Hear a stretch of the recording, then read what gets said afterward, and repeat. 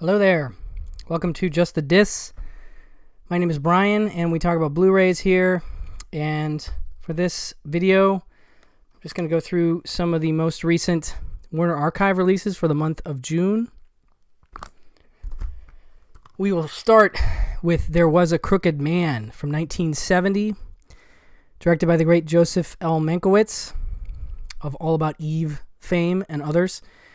And this is a Western comedy, and it's a little goofy, but it's fun, and the cast is quite nice. You have Kirk Douglas, Henry Fonda, Hume Cronin, Burgess Meredith, Warren Oates.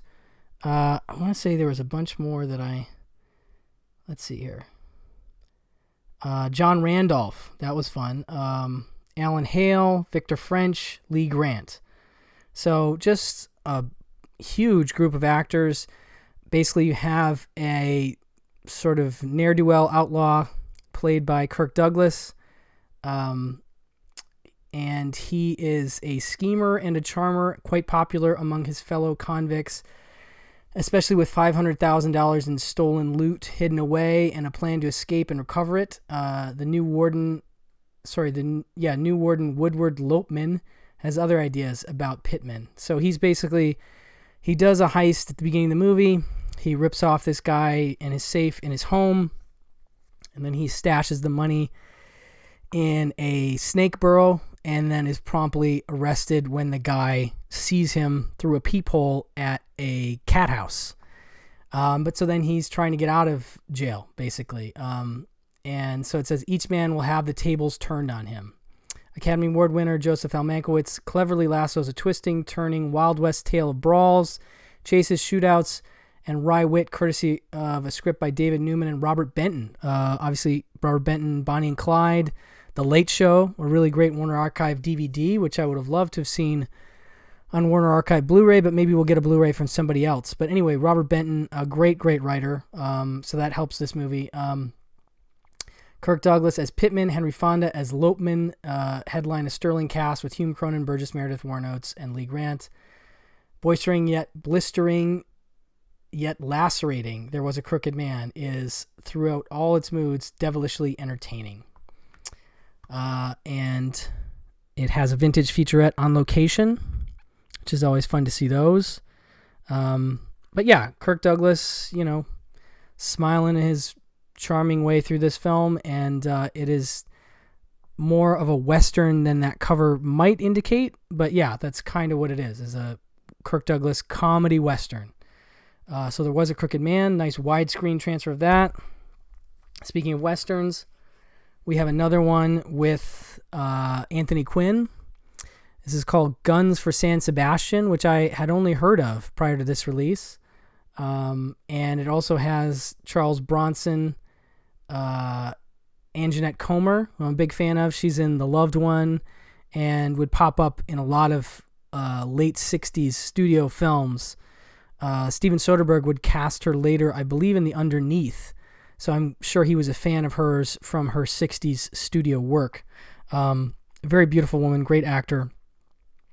And Charles Bronson, of course, is in this, as well as Sam Jaffe, George Martinez, Jose Chavez, and Jamie Fernandez. And it has a really nice score by Ennio Morricone. And I've heard it compared to things like The Magnificent Seven, sort of one man comes in to help a small community against oppressors. And it says, Anthony Quinn and Charles Bronson star in this action-packed Western that explodes with passion, excitement, fiery intensity. Leon Alestre Quinn, a rebel on the run from the Mexican army, escapes to the remote village of San Sebastian, where the locals believe he's a holy man. But when Leon discovers that the area has been devastated by the savage Yaqui attacks, he knows he cannot hide the warrior within himself. And revealing his true identity, he leads the villagers against the deadly threat, while at the same time battling another enemy, Teklo Bronson, an antagonist with a shocking secret of his own. As the tension mounts, the people of San Sebastian prepare for an explosive fight to regain their courage and reclaim their town. Always interesting to see Anthony Quinn in a leading role, and this is a fun one for him. I mean, not fun, the movie is dramatic and exciting, but he does a nice job with the role, especially because he has to play a holy man in parts when he's definitely not that. But a good supporting cast and a good-looking transfer and a good score goes a long way with me. So Guns for San Sebastian is the next one. Let's see here. Next we have an Elvis movie. It happened at the World's Fair. This one is from 1962, I believe. And it stars, or co-stars with Elvis, Joan O'Brien and Gary Lockwood, who of course is in 2001 with Keir Dullea. And it's directed by Norman Taurog, who did a ton of Elvis movies. He is almost Mr. Elvis movie. Fun music and Elvis all happen in this romp, boasting one of the best backdrops of any Elvis movie, the 1962 Seattle World's Fair, with its showpiece, Space Needle, monorail, and more. So yeah, you get to see the Space Needle as sort of the centerpiece of this this setting. So that's kind of fun. I definitely can appreciate that as a setting. The World's Fair is definitely a phenomenon and a movie setting that you don't see anymore, for sure. The King of Rock and Roll plays pilot for hire Mike, whose hope of starting his own flying business is grounded by the gambling of his co-pilot Danny, Gary Lockwood. The two hitch to Seattle, where Mike finds romance, Danny finds easy marks, and both find problems prior to a, quote, happy ending. Kurt Russell, star of 1979's biopic Elvis, plays the child who wallops Mike in the shins. That's a great little touch. I love it. That the man 17 years later would play him. And among the 10 songs are I Am Falling in Love Tonight, Relax, and the gold record, One Broken Heart for Sale.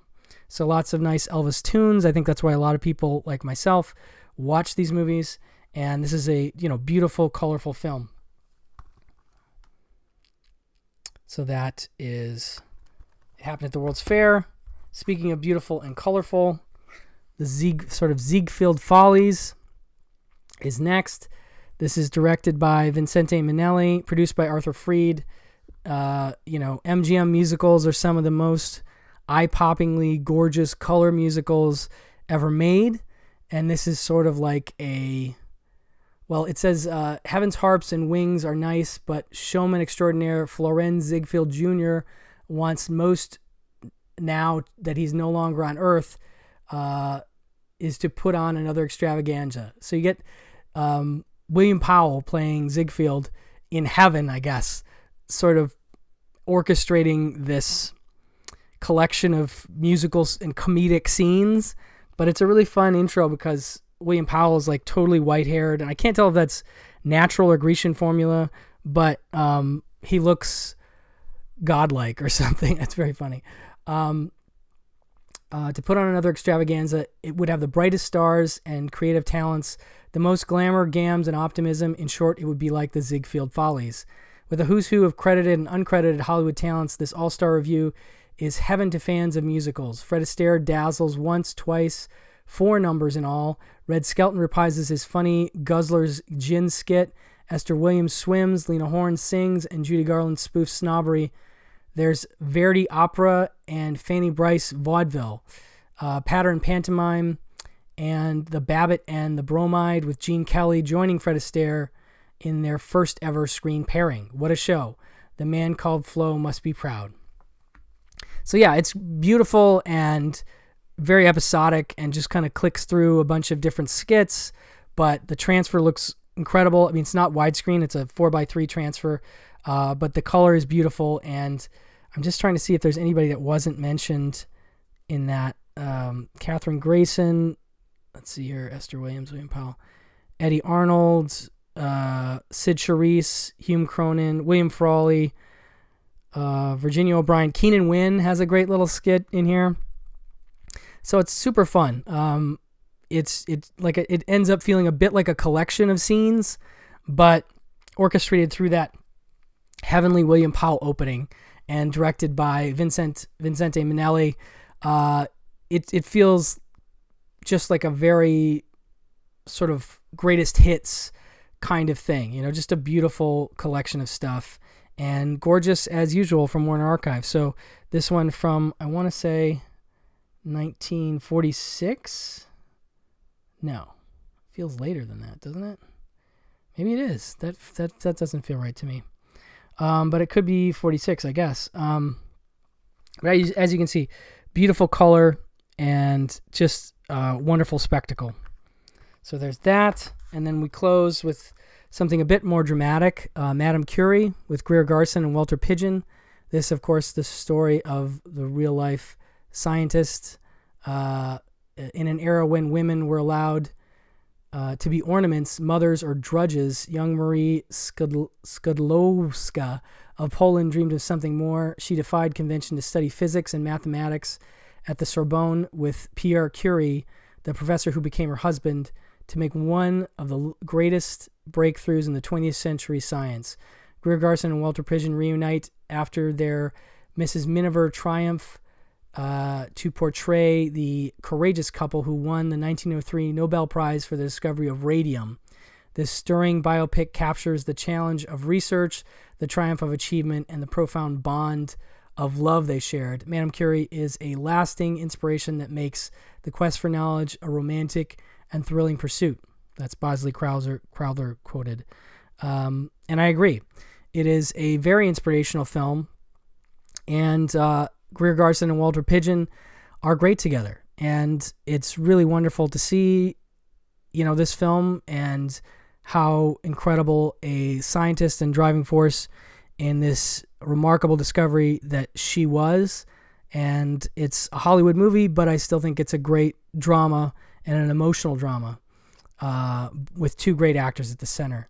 Also featuring Robert Walker and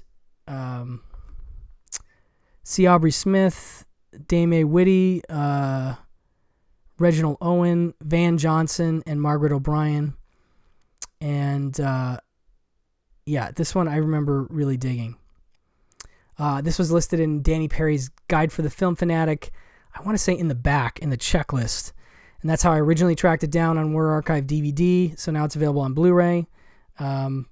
So it's a good collection of stuff from them. A lot of, as they do, classic films for folks to check out from Warner Archive. So I do recommend these. And I just wanted to give you guys a quick heads up as to what they had put out this month. So thank you so much for watching. And I will talk to you guys very soon. Bye-bye.